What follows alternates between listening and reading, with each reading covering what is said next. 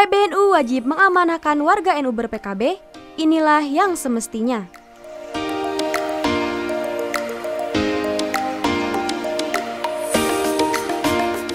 Masa lalu telah berlalu, dan kita menghargai masa lalu selama masih baik.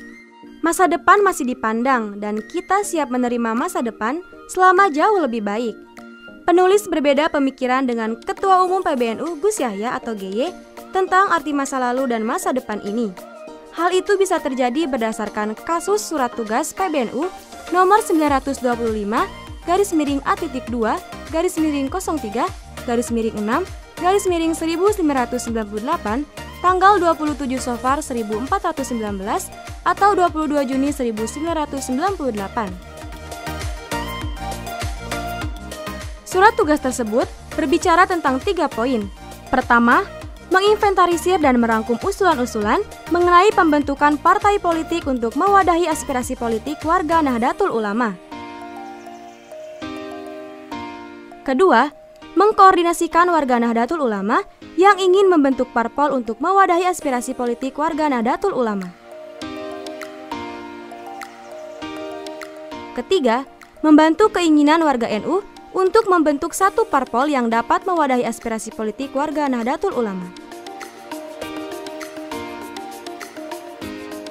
Surat tugas tersebut belum dicabut, dan orang-orang yang mendapat amanah menjalankannya pun masih hidup sebagai saksi sejarah.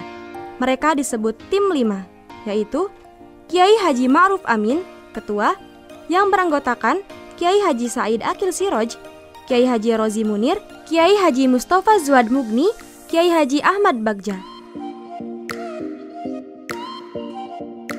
Tim 5 di atas tidak sendirian. Mereka dibantu oleh tim asistensi yang terdiri dari Kiai Haji Arifin Junaidi, Ketua, yang beranggotakan Muhammad Fahri Ma'ruf, Muhyiddin Arubusman, Muhammad Hasihin Hasan, Abdul Aziz, Lukman Saifuddin, Andi Muawiyah Ramli, Amin Said Husni, dan Muhaimin Iskandar.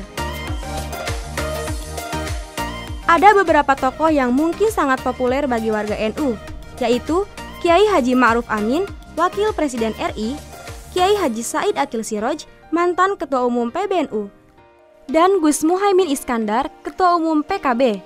Tentu saja, dalam surat tugas tersebut, kita tidak akan menemukan 2 tokoh NU lain seperti Kiai Haji Miftahul Ahyar dan Kiai Haji Yahya Khalil Stakuf.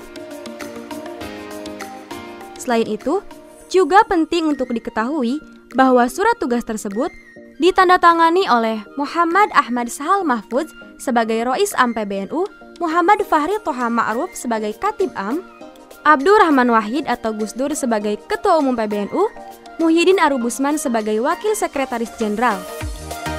Gus Dur sendiri adalah tokoh sentral yang secara kultural menjadi simbol kaum Gus Durian. Penulis sendiri termasuk salah satu yang mengagumi seluruh pemikiran Gus Dur, yang salah satunya tentang urgensi pembentukan partai politik untuk mewadahi aspirasi politik warga NU. Hanya saja, penulis bukan pengurus partai politik, juga bukan pengurus NU. Entah bagaimana proses penyimpangan yang ada di internal mereka, penulis tidak paham.